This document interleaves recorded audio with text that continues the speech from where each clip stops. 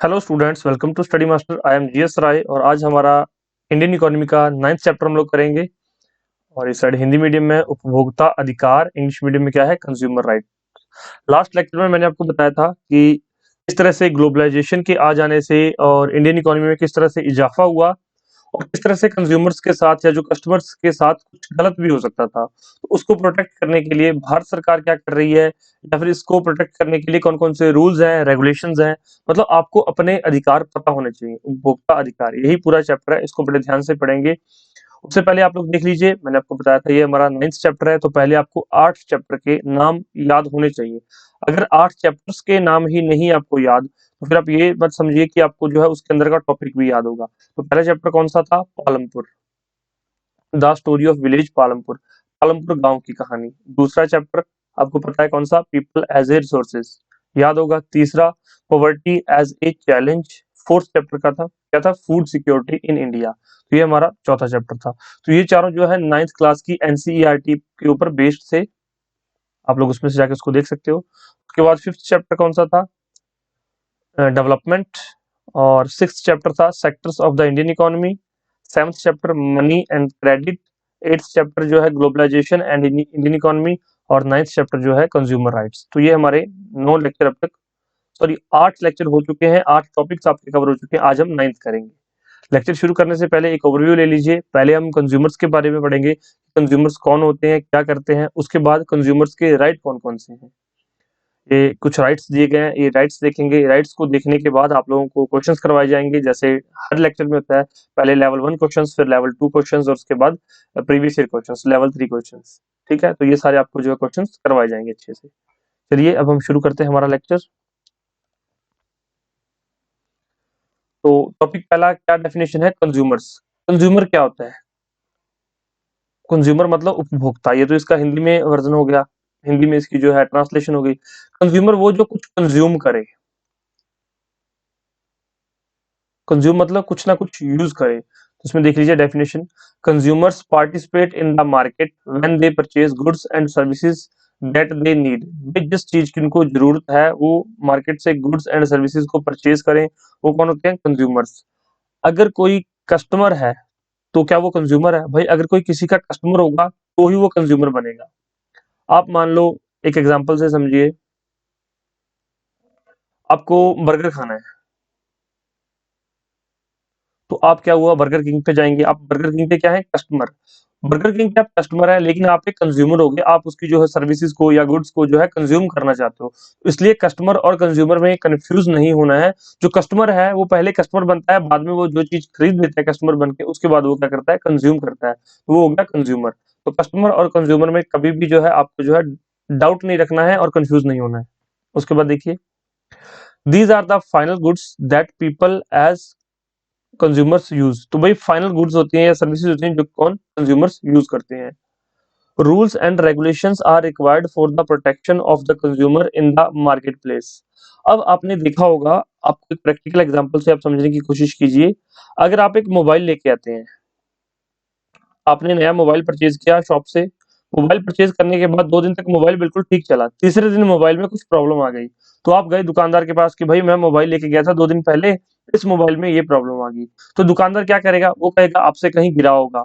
चाहे आपको फोन को कुछ ना हुआ, चाहे उसका कोई सॉफ्टवेयर में इशू होगा या उसका कोई इंटरनल इशू हो, लेकिन वो कहेगा आपसे कहीं गिरा होगा, आपने ध्यान नहीं रखा होगा। मतलब दुकानदार क्या करते हैं? हमेशा अपना पलड़ा झाड़ लेते हैं और कस्टमर पे, जो कंज्यूमर पे ही वो डाल देते हैं कि भाई आप ही का दोष होगा। वो इसलिए कि वो ये नहीं चाहता कि उसको इस लफड़े में पड़ना है। वो चाहता है कि मैंने एक बार सेल कर दिया, मेरी बात खत्म, अब आप जानो और आपका जो है मोबाइल जाने। लेकिन ये गलत है। हमने कंपनी की चीज ली है, जिस दुकानदार से ली है, तो भाई दोनों को इंक्लूड है, दोनों का इंक्लूजन है इसमें। दुकानदार का भी उतना ही हक है कि भाई आपने चीज बेची है, अगर चीज फॉल्टी थी तो आपको बेचनी नहीं चाहिए थी। और अगर फॉल्ट कंपनी की तरफ से है तो फिर हम कंपनी से बात करेंगे, लेकिन बीच में आप भी बिचौली हो, आपने चीज हमें बेची क्यों? अगर फॉल्टी थी तो आपको बेचनी नहीं चाहिए थी। तो इन चीजों को प्रोटेक्ट करने के लिए जो है कुछ कंज्यूमर्स के राइट है, वो राइट्स हम देखेंगे। और इनकी जरूरत क्यों पड़ी? भाई आप दुकानदार के पास गए, दुकानदार ने कह दिया कि भाई मैं तो मोबाइल जो है खराब है, ठीक है तेरी गलती है। आपने कह दिया कि मेरी गलती नहीं है, आपने प्रूव भी कर दिया। मोबाइल जो आपने जिससे शॉप से मोबाइल लिया, वो कहता है कि भाई पैसे तो वापस नहीं मैं करूंगा, जो करना है कर ले। तो अब भाई कस्टमर लड़ाई तो नहीं करेगा। लड़ाई नहीं करेगा तो कस्टमर क्या करेगा? कुछ ना कुछ को उसको करना पड़ेगा, क्योंकि उसके पैसे फंसे, उसने 20,000 का मोबाइल लिया यहाँ पे, तो उसके 20,000 वेस्ट हो गए, क्योंकि मोबाइल तो चल नहीं रहा है, अब खराब हो चुका है। तो भाई इन सब चीज़ों को दूर करने के लिए कुछ जो है आपको सरकारों ने राइट्स दिए हैं, कुछ कंज्यूमर्स जो कोड बनाए गए हैं, तो आगे हम इस लेक्चर में वो सारी चीज़ें डिस्कस करेंगे कि इनकी ज़रूरत क्यों पड़ी। समझ आ गया कि इनकी ज़रूरत क्यों पड़ी है? क्योंकि मार्केट में जो कंज्यूमर है, वो एक वीक पोज़ीशन में होता है। मार्केट में सारे ही जो दुकानदार होते हैं, उनका जो संगठन होते हैं, उनकी ऑर्गनाइज़ेशंस होती है, तो वो कहीं न कहीं जो कस्टमर है वो इंडिविजुअल होता है। आपने देखा होगा, आप किसी मार्केट में चले जाइए, किसी दुकान पे चले जाइए, भाई आपके साथ कुछ गलत हुआ, आप बोल रहे हो, दूसरा जो कस्टमर खड़ा है वो भी आपकी साइड नहीं लेगा, वो चुपचाप खड़ा रहेगा। या तो वो दुकानदार की साइड लेगा या फिर चुपचाप वो खड़ा रहेगा, आपके साथ गलत हुआ तो आपको बोलना पड़ेगा। इसलिए आप अकेले रह जाते हो, तो फिर क्या है, अगर इंडिविजुअल पोज़ीशन में आप वीक हो, तो आपके साथ सरकार है, आपके लिए कुछ राइट्स हैं कि भाई अगर इन राइट्स का हनन होगा, तो आप जो है कोर्ट में जा सकते हैं, आपकी जो है पूरी मदद की जाएगी। इसमें देखिए आगे, The consumer movement arose out of dissatisfaction with the consumers as many unfair practices were being indulged in by the sellers। भाई कई बार क्या होता है कि जो है सेलर्स हैं वो बहुत गड़बड़ कर देते हैं। सेलर्स कैसे गड़बड़ कर देते हैं? एमआरपी, एक एमआरपी जैसी कुछ चीज होती है, मिनिमम रिटेल प्राइस। मतलब मिनिमम रिटेल प्राइस लिखा हुआ किसी चीज पे 200, दुकानदार कह रहा है कि 250 रुपए मांग रहा है, तो ये गलत है। एमआरपी मैक्सिमम 200 ले सकते हो, 200 से ज्यादा नहीं आप ले सकते। एमआरपी से कम चीजें लेनी चाहिए और कम चीजें ही बेचते हैं। आपने देखा होगा कभी एक प्रैक्टिकल चीज, शायद आपने कभी नोट भी की होगी, तो बस स्टैंड होते हैं, बस स्टैंड, शायद सभी बच्चों ने बस में ट्रेवल किया होगा या रेलवे स्टेशन पे, रेलवेज में ट्रेवल किया होगा, तो अपने रेलवे स्टेशन पे भी कुछ ना कुछ खाया होगा। तो जो कोल्ड ड्रिंक्स होती हैं, वो अगर कोई 20 रुपीज वाली कोल्ड ड्रिंक है तो वो 25 की देगा। इसी तरह से जो जो चिप्स के पैकेट होते हैं, उनकी जो एमआरपी होता है, वो एमआरपी से 5 रुपए बढ़ा के ही देते हैं। तो कहीं न कहीं क्या होता है, वो जो कंज्यूमर है, वो अब एक बंदा है, वो क्या कहता है कि भई ये 25 की तो क्यों लगा रहा है? तो 20 रुपए की चीज़ है तो 20 रुपए ले। वो कहता है कि भाई लेना है तो ले, नहीं लेना तो मत ले। तो कहीं न कहीं कंज्यूमर इसमें वीक है। कि कंज्यूमर को चीज़ जो है चाहिए, उसको नीड है, लेकिन वो 25 रुपए माँग रहा है किस चीज़ के? 20 रुपए की चीज़ के। तो ये 25 गलत है। तो इस तरह से कुछ अनफेयर मीन्स जब सामने आए सरकारों के, तो इस तरह से जो कंज्यूमर्स ने कुछ मूवमेंट्स चलाई, कुछ सोशल गैदरिंग हुई, और सोशल गैदरिंग का क्या रिस्पॉन्स मिला, तो सरकारों ने इसकी तरफ ध्यान दिया और कुछ ना कुछ यहाँ पर जो है काफ़ी सारे राइट्स आ गए। तो राइट्स हम आगे पढ़ेंगे इसमें, कंज्यूमर राइट्स। जो इंडियन इकोनॉमी है आपकी, जो भारतीय इकोनॉमी है, ये सारी प्रैक्टिकल चीज़ों की, आपके आस-पास की चीज़ों को ही इसके अंदर इंक्लूड किया गया है, और मैं कोशिश करता हूँ मैक्सिमम जो है प्रैक्टिकल एग्ज़ाम्पल्स इसमें इंक्लूड करने की, ताकि आपको सारी चीज़ें अच्छे से पता हों। और आप भी अपने कोई प्रैक्टिकल एग्ज़ाम्पल्स हैं तो शेयर कर सकते हैं कि सर ये एग्ज़ाम्पल भी ऐड किया जा सकता है, ये चीज़ भी यहाँ पर ऐड की जा सकती है, तो आप लोग भी हमें बता सकते हैं। दूसरे इसमें क्या चीज़ है? rampant of food shortage, hoardings, black marketing, adulteration of foods, edible oil gave birth to the consumer movements in an organized form in the 1960s। मतलब 1960 के आसपास फूड की शॉर्टेज हो गई थी, लोगों ने ब्लैक मार्केटिंग शुरू कर दी थी, फूड को स्टोर करना शुरू कर दिया था। तो इसके लिए जो है सोशल गैदरिंग की गई कि भाई ये बहुत गलत किया जा रहा है कस्टमर्स के साथ, कंज्यूमर्स के साथ। किस तरह से? आप समझिए, किसी टाइम पे जो ऑनियन होता है, प्याज, प्याज आपको पता है कि जनरली 10 रुपए से लेकर जो है 20 या 30 रुपए केजी के आसपास मिलता है, और ये नॉर्मल प्राइस है कि इतना प्राइस जो है हर एक जो है जो ठीक-ठाक कमाता है वो इसको अफोर्ड कर सकते हैं कि ठीक है, आपको पता है सब्जी बन रही है, भारत में रहते हैं, तो प्याज, लहसुन, टमाटर और हरी मिर्च के बिना सब्जी नहीं बनती। तो ये सब चीज़ें यूज़ होती हैं, ये डेली यूज़ की चीज़ें हैं। भई अगर प्याज 80 रुपए केजी पहुँच जाएगा, तो भाई कोई कैसे खाएगा? नहीं खा पाएगा। 80 रुपए किलो, तो भाई वो सोचते हैं कि प्याज खाना है, इससे अच्छा मैं एप्पल नहीं परचेज़ कर लूँगा। लेकिन एप्पल की एक अलग जगह है, प्याज की एक अलग जगह है, प्याज के बिना सब्जी नहीं बन सकती।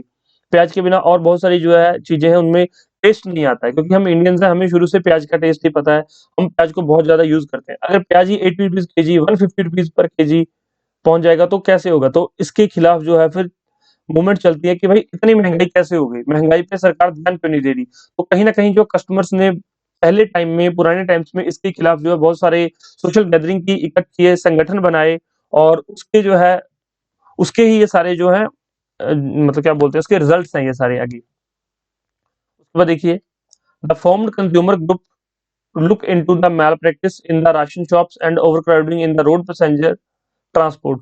तो भाई उसके बाद कंज्यूमर्स जो है रोड पे आके उन्होंने क्राउड करना शुरू किया, कि गैदरिंग करनी शुरू की कि भाई गलत हो रहा है, माल प्रैक्टिस हो रही है और राशन शॉप्स पे जो है गलत हो रहा है हमारे साथ। तो फिर इसके बाद सरकार ने क्या किया, ए मेजर स्टेप टेकन इन 1986। यार जरूर याद रखना, 1986 है यहाँ पर। 1986 में क्या हुआ? The Indian government was enacted of the consumer protection act 1986, जिसको क्या कहा जाता है, COPRA, consumer, CO consumer, PR protection, A से एक्ट। तो कोपरा जो है, इसको कोपरा नाम से लाया गया। ये किस लिए था? ये भारत सरकार के द्वारा 1986 में एक प्रमुख कदम उठाया गया उपभोक्ता संरक्षण के लिए, कंज्यूमर्स की प्रोटेक्शन के लिए। तो ये बहुत इंपॉर्टेंट है। इसके लिए जो बहुत सारी गैदरिंग्स की गई थी, बहुत सारे जो इसमें मूवमेंट्स चलाई गई थी, तब जाकर 1986 में सरकारों को समझ आया कि कस्टमर्स के साथ, कंज्यूमर के साथ जो है सेलर्स, जो प्रोड्यूसर्स हैं या सेलर्स हैं, वो कई बार गलत कर देते हैं। हर बार गलत नहीं करते, लेकिन कई बार गलत करते हैं। ठीक है, तो इसके अंदर कंज्यूमर्स को कुछ राइट दिए गए। तो राइट कौन कौन से हैं, देख लीजिए। पहला है राइट टू सेफ्टी, दूसरा है राइट टू इन्फॉर्म्ड। आगे मैं सारी चीजें आपको बताऊंगा, पहले आप एक बार सारे देख लीजिए। सुरक्षा का अधिकार, दूसरा है सूचना पाने का अधिकार, तीसरा देख लीजिए राइट टू चूज, चुनने का अधिकार। अच्छे से आपको बताऊंगा, आगे मैं सारी चीजें डिटेल में करेंगे। चुनने का अधिकार। चौथा है निवारण की तलाश का अधिकार, राइट टू सीक एड्रेस रीएड्रेसल। और उसके बाद पांचवा है राइट टू रिप्रेजेंट, प्रतिनिधित्व का अधिकार। और उसके बाद है कुछ कंज्यूमर मूवमेंट्स, तो वो मैं आपको जो है बताऊंगा सारी। उपभोक्ता आंदोलन, थोड़ा सा इसमें कर देते हैं, उपभोक्ता आंदोलन। ये हिंदी मीडियम का वाला ज्यादा छोटा हो गया थोड़ा, तो इसको थोड़ा बढ़ा देते हैं। अब ठीक है, बराबर है ये दोनों। चलिए देखिए, यहाँ पे सबसे पहले क्या है, उपभोक्ताओं के अधिकार। भाई आप लोग उपभोक्ता हैं, कई बार आप कस्टमर होते हैं, कई बार मैं भी कस्टमर होता हूँ। हम कहीं ना कहीं, कोई जो सेलर है वो कहीं ना कहीं कस्टमर जरूर है। अब सेलर कहीं से, मान लो सेलर मोबाइल फोन बेच रहा है, मैंने आपको बोला कि मोबाइल फोन, सेलर आपको मोबाइल फोन सेल कर रहा है, तो आपके लिए वो क्या है, वो सेलर हो गया। लेकिन जिससे वो मोबाइल फोन लेके आ रहा है पीछे से, उसके लिए वो कस्टमर है, उसके लिए ये कंज्यूमर है, उसके लिए ये इसका कस्टमर है। तो इसके साथ भी तो गलत हो सकता है। तो इसलिए कुछ राइट्स हो गए, उपभोक्ता के कुछ अधिकार दिए गए जो सबके लिए। अगर आप कंज्यूमर हैं, कहीं पर भी कंज्यूमर है, आपके कुछ राइट्स हैं, जैसे कि सुरक्षा का अधिकार, राइट टू सेफ्टी। अब जैसे मैं आपको बताता हूँ, दो एग्जांपल से समझिए, दो एग्जांपल दूंगा। प्रेशर कुकर, प्रेशर कुकर आपने सभी के घरों में होगा, या आपने देखा होगा, सुना होगा, टीवी में देखा होगा। तो प्रेशर कुकर पता है, जिसमें कि खाना जल्दी पक जाता है। तो उसके अंदर एक सेफ्टी वाल्व लगा होता है, एक सेफ्टी वाल्व होता है। अगर सेफ्टी वाल्व हाई क्वालिटी का नहीं है, तो उसकी वजह से क्या हो सकता है, सीरियस एक्सीडेंट हो सकता है। अगर प्रेशर कुकर के अंदर जो सेफ्टी वाल्व है वो हाई क्वालिटी का नहीं है, और उसके अंदर जो मैन्युफैक्चरर ने जब वो बनाया गया है उस टाइम पे इसकी तरफ ध्यान नहीं दिया गया, तो इसकी वजह से बहुत ज्यादा जो है नुकसान हो सकता है। तो इसलिए आपको पता होना चाहिए कि अच्छी मेटल की ये बने हुए जो सेफ्टी वाल्व है, वो अच्छे मेटल का बना हुआ है, अच्छे। और वो जो उसका प्रेशर है वो उसके अंदर मेंटेन रहता है। ऐसा नहीं है कि प्रेशर बहुत ज्यादा हो गया और प्रेशर कुकर फट गया है।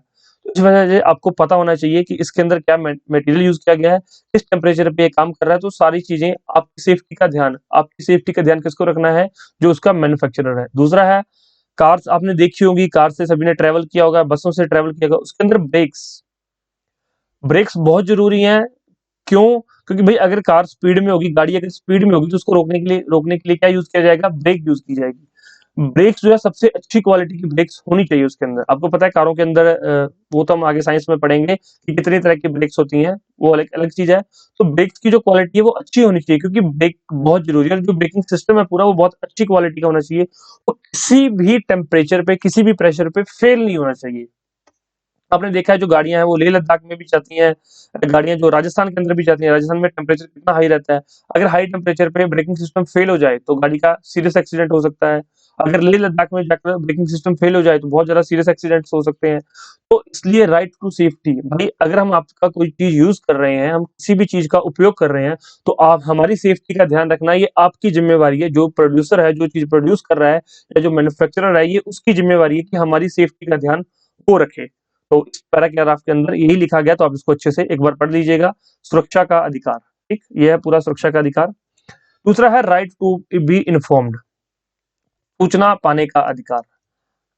आप सबने मार्केट में जाते हो, कुछ ना कुछ आप खाते हो, खाने के लिए आप लोग मान लो चिप्स का पैकेट लेते हो, तो चिप्स के पैकेट पे लिखा होता है कि इंग्रेडिएंट्स किस किस चीजों से बना हुआ है। और पहले तो क्या होता था, चिप्स के पैकेट पे उसको बनाने का तरीका भी लिखा होता था कि इस तरह से बनता है। लेकिन अब वो तरीके हटा दिए गए हैं कि किस तरह से बनते हैं, क्योंकि इससे क्या होता है कि बाकी कंपनीज या जो लोग घर पे ही बनाना स्टार्ट कर देते हैं। लेकिन इंग्रेडिएंट्स लिखे हुए हैं कि इसके अंदर कौन कौन से इंग्रेडिएंट्स हैं, क्या क्या चीजें हैं, कितनी इससे आपको एनर्जी मिलेगी, कितना इसके अंदर फैट है, कितनी इसके अंदर कोलेस्ट्रॉल है, सारी चीजें उसके अंदर लिखी हुई हैं। सूचना पाने का अधिकार कि भाई जो चीज मैं खा रहा हूँ या खा रही हूँ, उसमें क्या क्या चीजें मिली हुई हैं। ये एक तरह का आपको सूचना पाने का अधिकार। आप कार परचेज करने जाते हैं, आप कार ऐसी तो नहीं जाके देखी भाई हाँ 4 टायर हैं, आपने कार खरीद ली, नहीं। सिर्फ 4 टायर होने से कार नहीं होगी। उसके अंदर भाई उसकी सीटिंग कैपेसिटी क्या है, 5 बंदे बैठ सकते हैं, 7 बंदे बैठ सकते हैं, 9 उसमें पर्सन्स बैठ सकते हैं।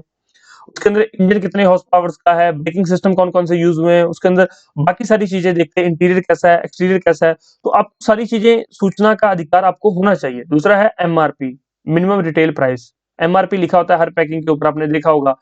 और आजकल जो है 2 चीज़ें अलग चल रही हैं, एक तो रेड कलर का डॉट आता है ऐसा, उसका मतलब क्या होता है कि इसके अंदर एग्स हैं। पहले क्या होता था, लिख देते थे कि इसके अंदर एग्स हैं, भाई जो पढ़ा लिखा नहीं है वो कैसे देखेगा?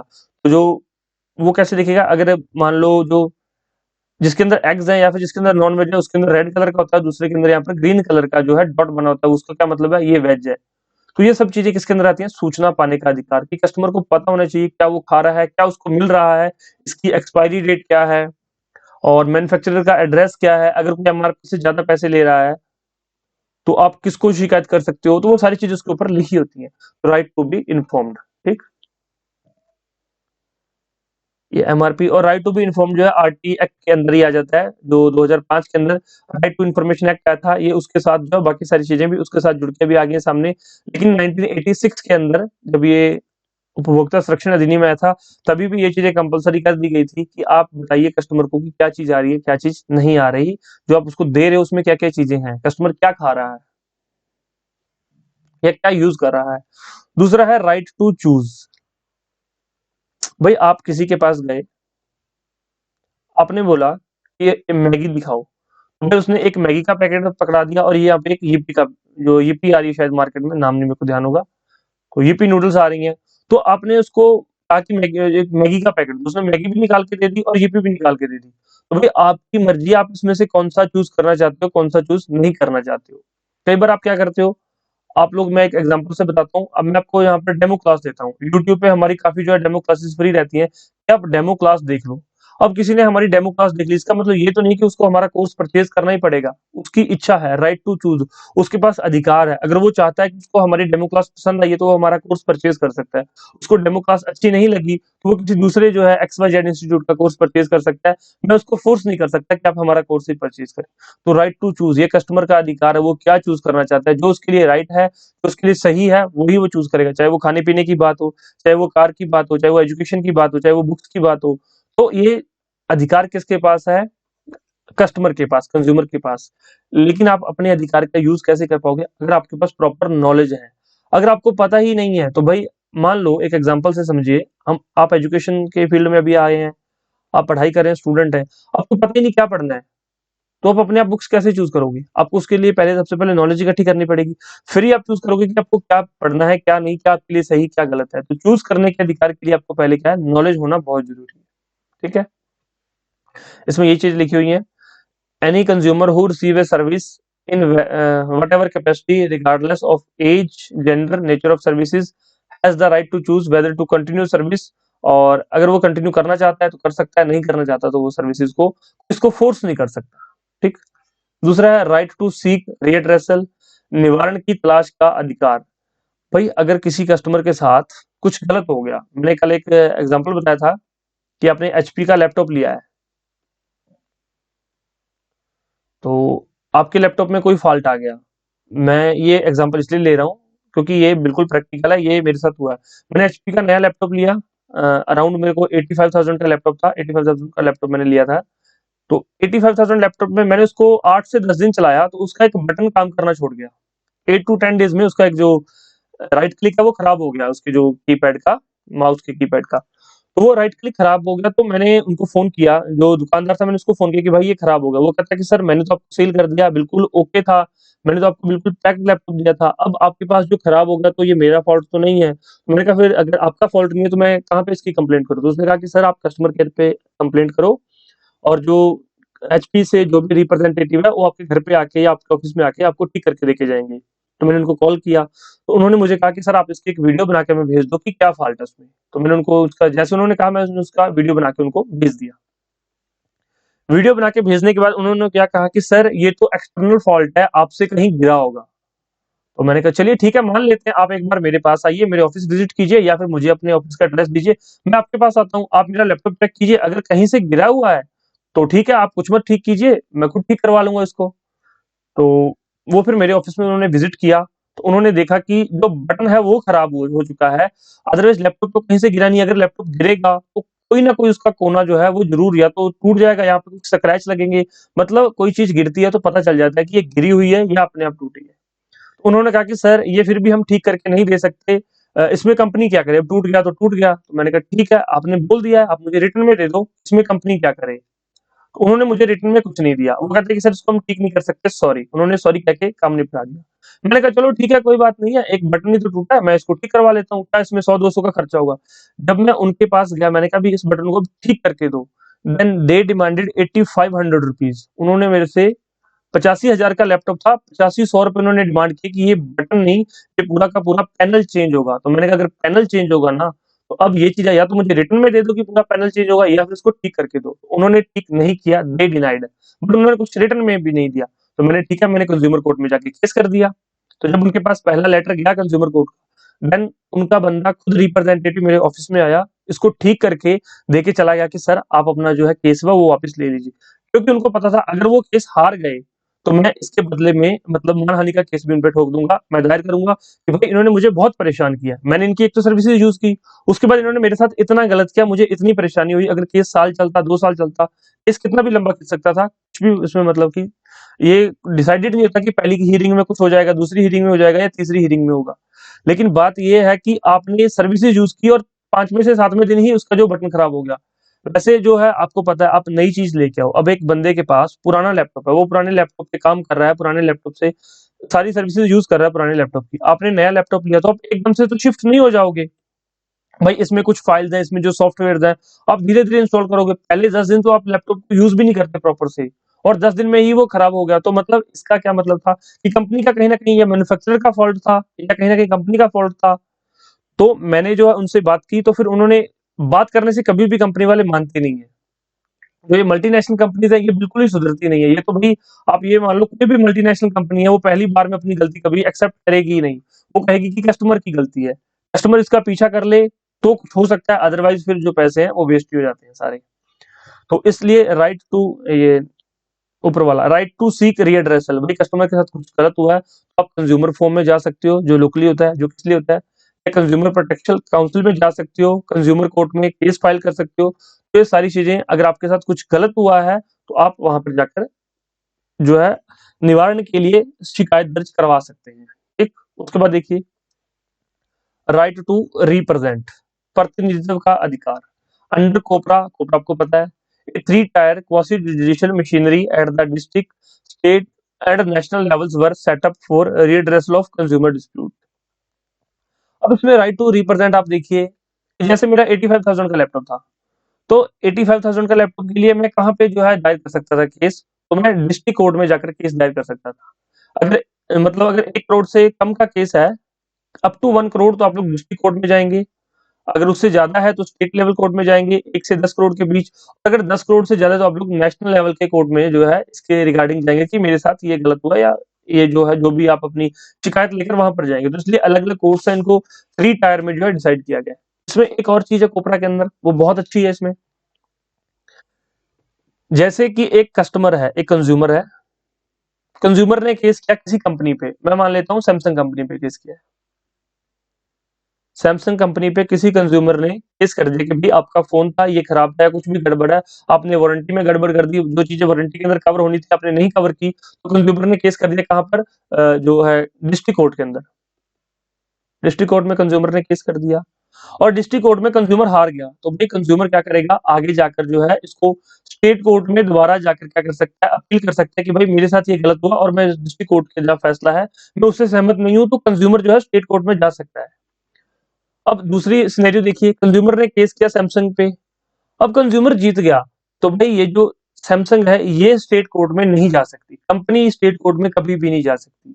जो कंज्यूमर शिकायत लेकर सबसे पहले जाएगा, अगर वो जीत जाता है तो उसके खिलाफ सैमसंग दोबारा जो है किसी भी कोर्ट में अपील नहीं कर सकती, चाहे कितना भी बड़ा मामला क्यों ना हो। ठीक है। तो ये बहुत एक अच्छी चीज है कोपरा के अंदर, जो कि एक कस्टमर की तरफ से सोचा गया है कि हाँ भाई कस्टमर, क्योंकि बार बार केस तो नहीं लड़ सकता कस्टमर, कंज्यूमर बार बार थोड़ी केस लड़ेगा, एक बार जज ने फैसला दे दिया बात खत्म। लेकिन जो कंपनीज है इनके वकील होते हैं, इनके पास एडवोकेट्स होते हैं अपने, तो ये तो केस लड़ती रहती है, इसलिए कंपनी आगे अपील नहीं दायर कर सकती। तो एक अच्छी चीज है क्योंकि कंज्यूमर की तरफ से सोच के सरकार ने की है।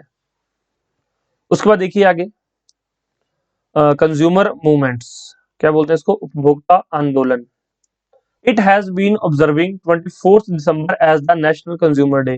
कई बार एग्जामिनर आपसे डायरेक्ट पूछ लेता है भाई नेशनल कंज्यूमर डे किस दिन होता है, तो 24 दिसंबर को आप ये डेट याद रख लेना। ऐसा क्यों? क्योंकि इस दिन 1986 में जो है कोपरा को लागू किया गया था।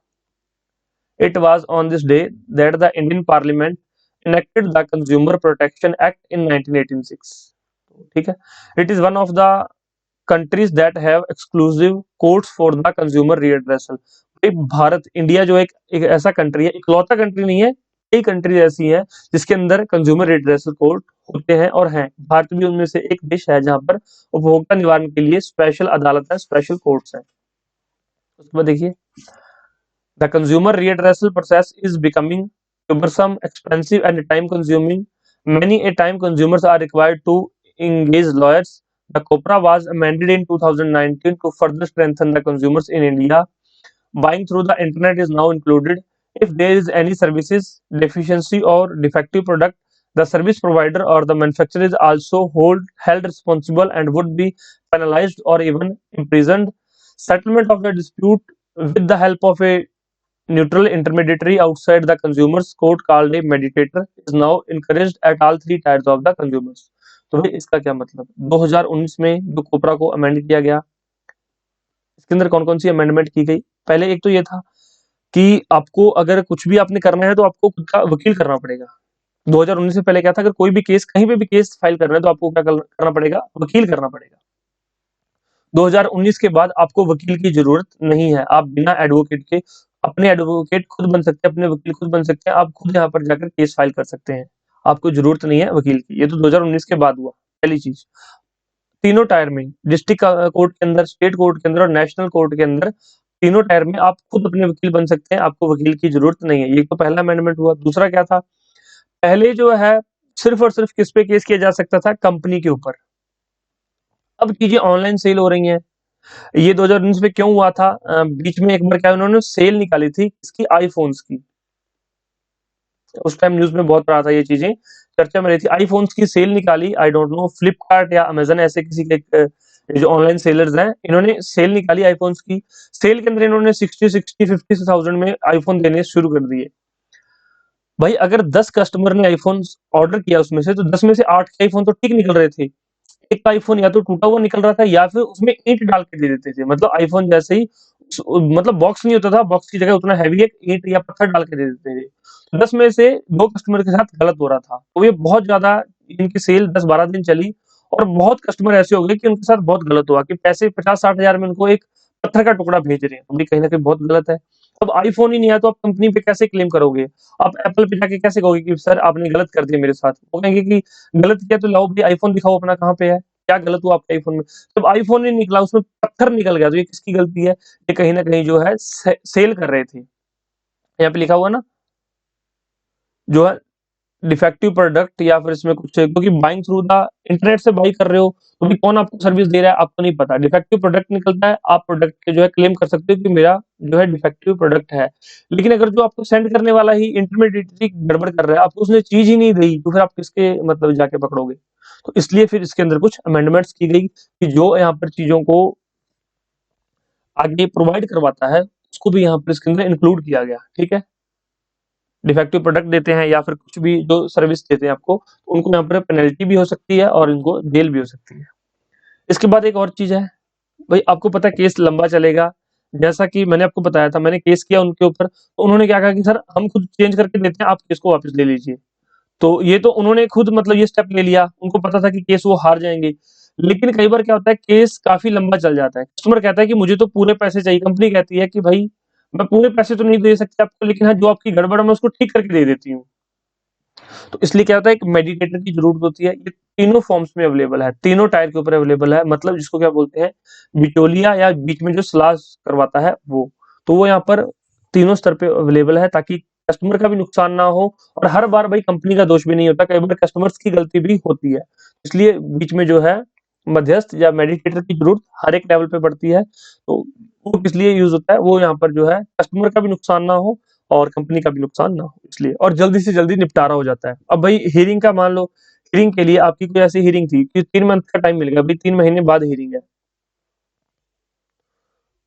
तो इस चीज का क्या फायदा है कि 3 महीने बाद हियरिंग है। आपने कोई मेडिएटर चूज किया कि मेडिएटर ने कहा कि मैं कंपनी से बात कर लेता हूँ और आपसे मैं बात कर लेता हूँ कि कंपनी को भी नुकसान ना हो, आप ही का भी जो नुकसान हुआ है उसकी भरपाई हो जाए, तो केस यहीं पे इसको खत्म कर देते हैं। तो वो कहते हैं कि ठीक है, 3 महीने का वेट नहीं करना पड़ेगा, तो इसलिए मेडिएटर की जरूरत पड़ जाती है। चलिए, ये था हमारा पूरा जो है कंज्यूमर्स के बारे में, कंज्यूमर राइट्स के बारे में। अब हमारे क्वेश्चंस करते हैं लेवल 1, लेवल 2, लेवल 3। चलिए फर्स्ट क्वेश्चन देखते हैं, questions and answers. Level first, consumers participate in the market through, जो कंज्यूमर है उपभोक्ता बाजार में भाग लेते हैं। खरीद, बेच, भोजन करना, उपरोक्त सभी। अब खरीद और भोजन करना तो हो सकते हैं, उपरोक्त सभी नहीं हो सकते, क्योंकि भाई उपभोक्ता कभी भी बेचता नहीं है चीजों को, उपभोक्ता सिर्फ खरीदता है। तो ये अगर गलत है तो हम ये चूज नहीं कर सकते। अब इसमें मोस्ट सुटेबल कौन सा है, परचेज करना। अब आप कहेंगे कि सर भोजन करना क्यों नहीं है? अगर आप भोजन करेंगे तो आप वो भी पहले परचेज करेंगे। अगर आप पहले बर्गर खाएंगे ना, तो पहले आपको परचेज करना पड़ेगा, फिर आप खा सकते हैं। तो सबसे इंपॉर्टेंट क्या है, ए। राइट आंसर क्या है इसमें, ए, परचेजिंग। नेक्स्ट देखिए, कोपरा स्टैंड्स फॉर, भाई कोपरा की फुल फॉर्म क्या है, कोपरा का मतलब क्या है, कंज्यूमर प्रिवेंशन एक्ट या प्रोटेक्शन एक्ट। भाई वहां पे अगर बहुत ध्यान से नहीं पढ़ा ना चीजों को तो गलत हो जाएगा। अब कंज्यूमर प्रिवेंशन एक्ट है और प्रोटेक्शन एक्ट भी है, तो कौन सा है, तो कंज्यूमर प्रोटेक्शन एक्ट है ये। उपभोक्ता संरक्षण अधिनियम, बी, उपभोक्ता संरक्षण अधिनियम। तीसरा देखिए यहाँ पर, which of the following rights is provided by giving details of ingredients at the back of package। तो भाई किस राइट के थ्रू ये जो सारी डिटेल्स हैं प्रोवाइड की जाती है, इंग्रेडिएंट्स की सारी जो है सामग्री पीछे लिखी होती है। तो right to safety, choose, informed या रिड्रेसल। तो राइट टू इन्फॉर्म्ड, आपके पास प्रॉपर इन्फॉर्मेशन होनी चाहिए, राइट टू इन्फॉर्म्ड, सूचित करने का अधिकार या सूचना पाने का अधिकार। नेक्स्ट क्वेश्चन देखिए यहाँ पर, if a consumer is exploited then he she has the right to choose, right to readdressal, right to be informed, right to safety। तो भाई राइट टू सीक readdressal, अगर किसी के साथ कुछ गलत हुआ है, उपभोक्ता का शोषण हुआ है, तो उसके पास निवारण की मांग करने का अधिकार है कि भाई मेरा फैसला किया जाए, मुझे ये परेशानी हुई है तो मेरी इस परेशानी का निवारण किया जाए।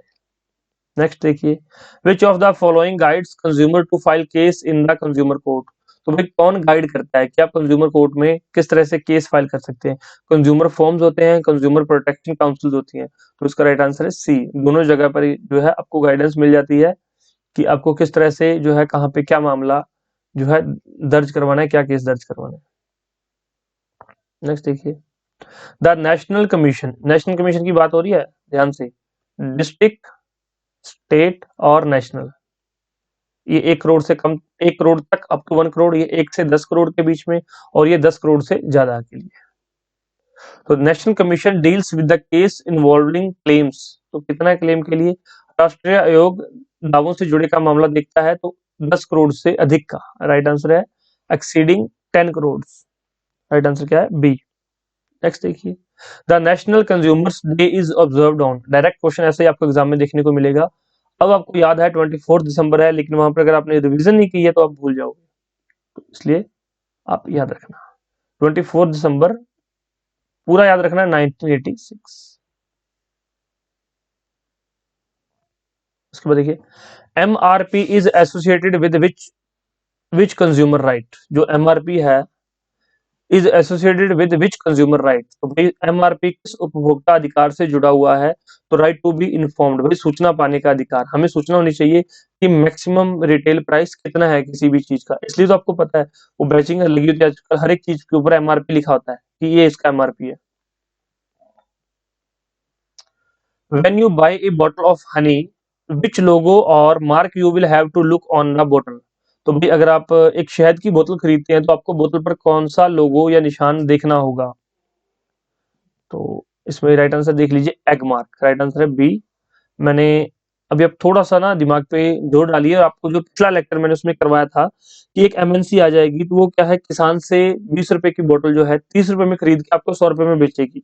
वो अपना उसमें जो है लोगो लगा देगी। तो उसमें एक, मैंने वो आपको किसान का जो बताया था कि फार्मर से खरीदेगी। तो हनी कहीं न कहीं खेतों में या फिर ऐसी जगह पे जहाँ पर मधुमक्खियाँ अवेलेबल हो, जहाँ पर उनके छत्ते अवेलेबल हो, वहाँ पर होता है। तो ये कहीं न कहीं एग्रीकल्चर से संबंधित है, इसलिए एग मार्क। एग मार्क का क्या मतलब होता है? Related to agriculture. इसलिए एग मार्क होता है।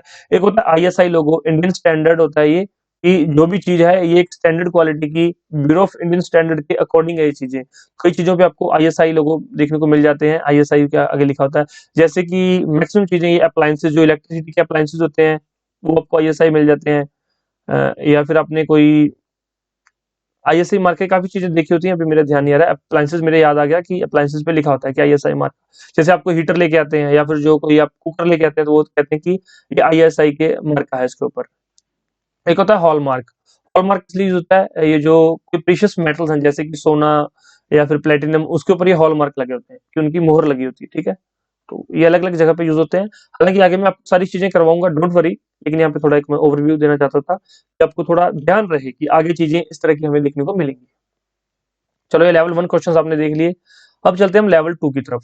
Next level. पहला क्वेश्चन देखिए, कंसीडर द फॉलोइंग स्टेटमेंट। निम्नलिखित कथनों पर विचार कीजिए। पहला स्टेटमेंट देखिए, consumer participate in market when they purchase goods and services that they need. तो भाई कंज्यूमर जो है पार्टिसिपेट करता है मार्केट में, वो परचेज करता है गुड्स और सर्विसेज, कुछ भी परचेज कर सकता है। तो राइट, ये इसमें क्या पूछा गया, which of the following statement are correct. तो कौन सी स्टेटमेंट इसमें करेक्ट है? तो भाई पहली इसमें स्टेटमेंट जो है करेक्ट है।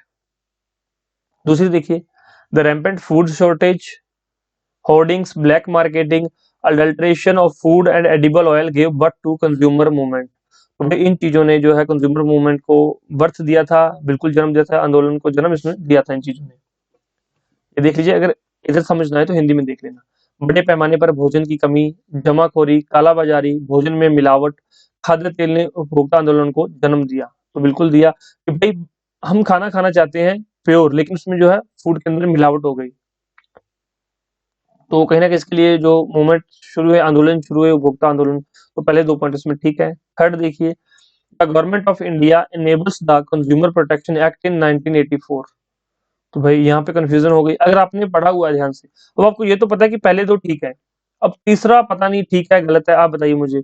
हमने देखा था कि जो 1986 24 दिसंबर 1986 को जो है कोपरा लागू किया गया था, 24 दिसंबर को। तो ये यहाँ पर तीसरा गलत हो गया।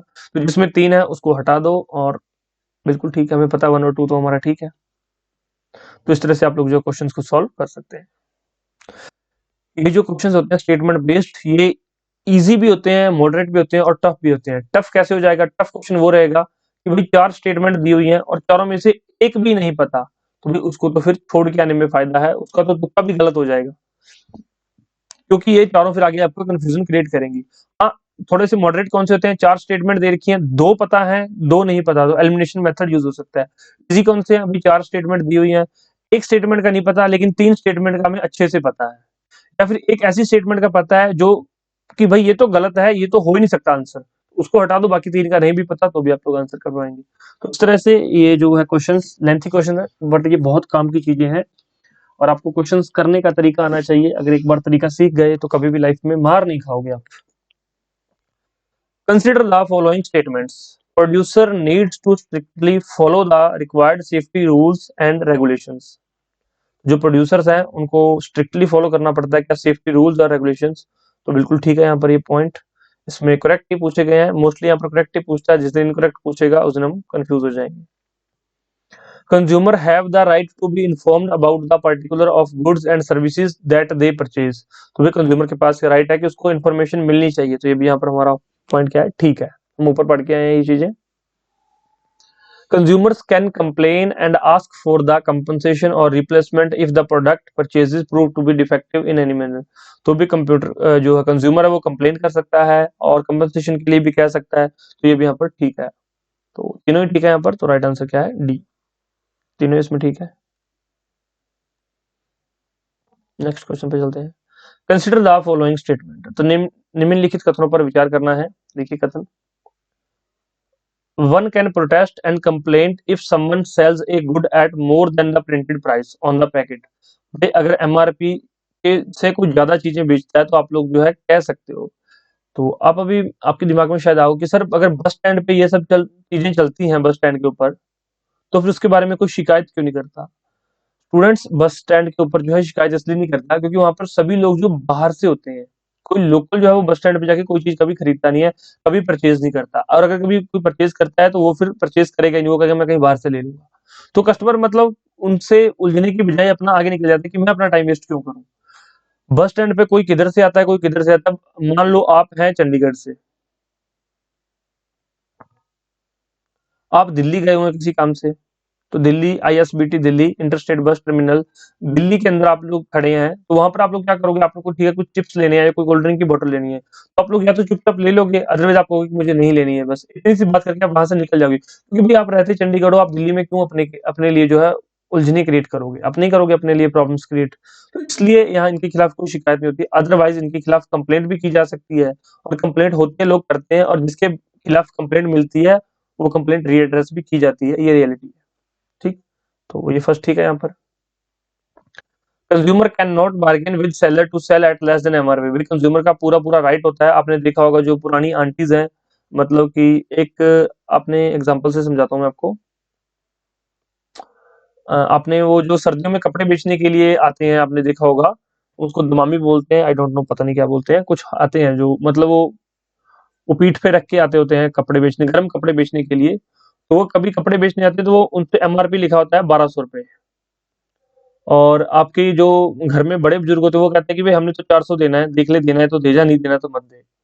तो वो बंदा कभी ना नुकर करता है पहले तो कि भाई नहीं दूंगा, लेकिन बाद में वो 400 में भी देके चला जाता है। अब आप देख सकते हो कि भाई एमआरपी 1200 लिखा हुआ था और 400 रुपए में वो सेल करके चला गया, तो उसने 400 में जब सेल की तो भी कुछ ना कुछ उसने कमाया है।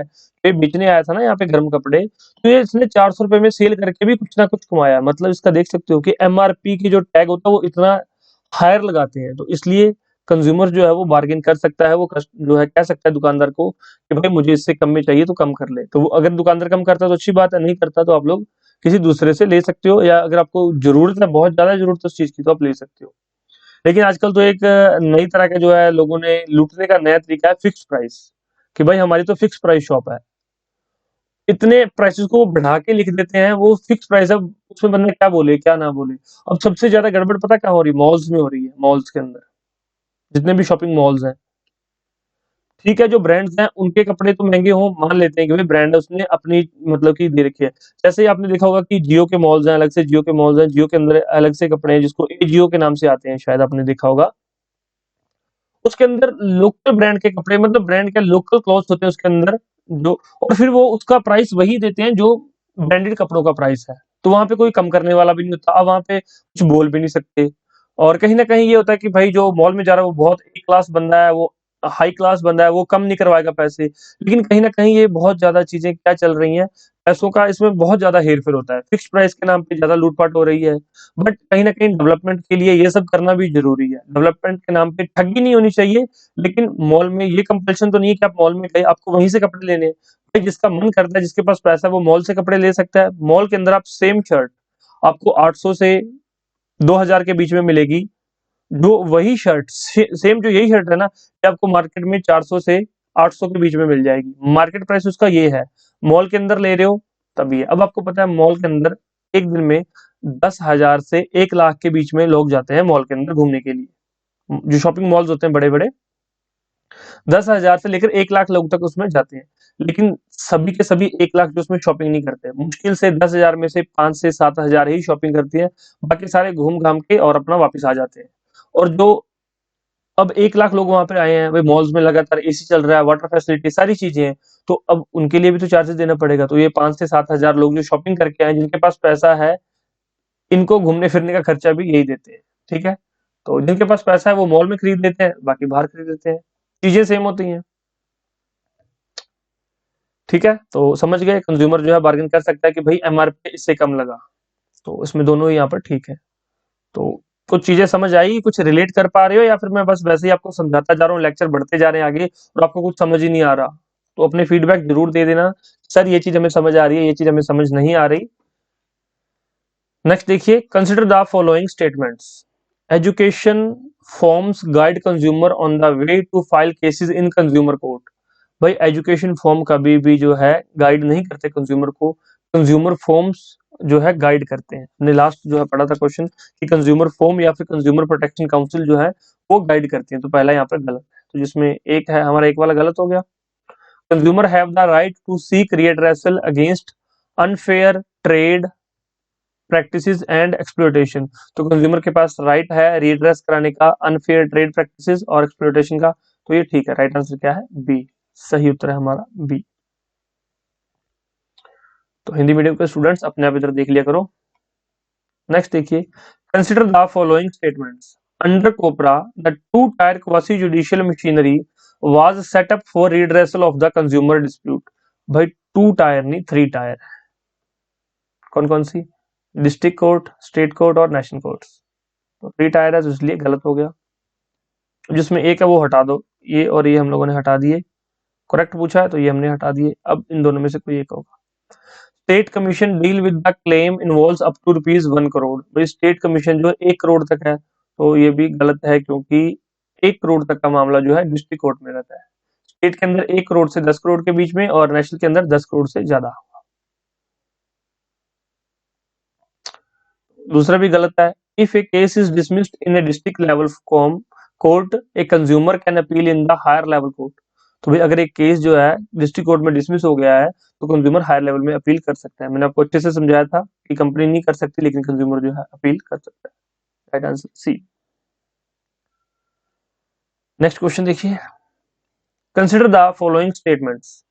India observed national consumer day on 24 December every year. तो 24 दिसंबर 1986, क्योंकि इस दिन जो है कोपरा पास हुआ था, कोपरा एक्ट, इसलिए जो नेशनल कंज्यूमर डे मनाया जाता है, हर साल उपभोक्ता दिवस मनाया जाता है। पहला ठीक है। Settlement of the dispute with the help of mediator is encouraged at all three tier of the consumer court. तो मैंने आपको बताया इससे आपका टाइम, कंज्यूमर का टाइम वेस्ट होता है, कंज्यूमर को बहुत ज्यादा वेट करना पड़ता है, मनी भी वेस्ट होती है। भाई कोर्ट के आप चक्कर लगा रहे हो बार बार, तो टाइम भी लगता है, पैसा भी लगता है, और कई बार क्या होता है कि उस चीज की वैल्यू भी खत्म हो जाती है। तो इसलिए जो मेडिटेटर जो है इंक्रीज किया जाता है तीनों टायर में। तो ये भी हमारा ठीक है। तो राइट आंसर क्या है? सी, बोथ 1 और 2। ये ठीक है। ओके। तो ये था आपका छोटा सा लेक्चर, कुछ ज्यादा लंबा नहीं था, इसमें बहुत ज्यादा कुछ नहीं था, सिंपल सी चीजें, लेकिन आपके बहुत काम की चीजें हैं। और उसके बाद आप जाके आप एक्सप्लेनेशन पढ़ लीजिएगा, और एक बार इस पीडीएफ फाइल को जरूर रीड आउट कर लीजिए, क्योंकि ये बहुत जरूरी है। पढ़ लेते हो, चीजें आसान लगती हैं, आप देख रहे हो कि आप, जैसे मैंने आपको लेक्चर खत्म हुआ, सारी चीजें आपको समझ आ गई, आपको याद हो गई, लेकिन इसको एक बार रिवीजन जरूर कर लेना, एक बार ये पीडीएफ फाइल जरूर पढ़ लेना। अगर आपके पास पीडीएफ है तो पीडीएफ पढ़ लो, अगर आपके पास हार्ड कॉपीज है तो हार्ड कॉपीज पढ़ लो। आपने पीडीएफ के लिए ऑर्डर किया होगा तो पीडीएफ आपके पास पहुंच गई होगी, अगर आपने हार्ड कॉपीज के लिए पे किया तो आपके पास हार्ड कॉपीज पहुंच गई होंगी। ठीक है। और इसके अलावा आप जो क्वेश्चन बैंक जरूर मार्क कीजिए, क्योंकि क्वेश्चन बैंक में बहुत क्वेश्चन हैं, अब 22,000 क्वेश्चन हैं, तो आपको काफी हेल्प करेंगे। स्पेशल नोट्स ले सकते हो आप।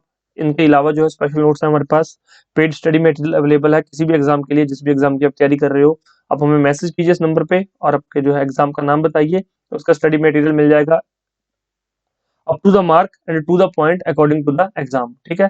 टेस्ट सीरीज अवेलेबल है, चाहे आप किसी भी स्टेट पीसीएस की तैयारी कर रहे हैं, आपके पास जो है टेस्ट सीरीज आपको मिल जाएगी। अगर आप यूपीएससी की तैयारी कर रहे हैं तो भी आपको हमारी टेस्ट सीरीज मिल जाएगी।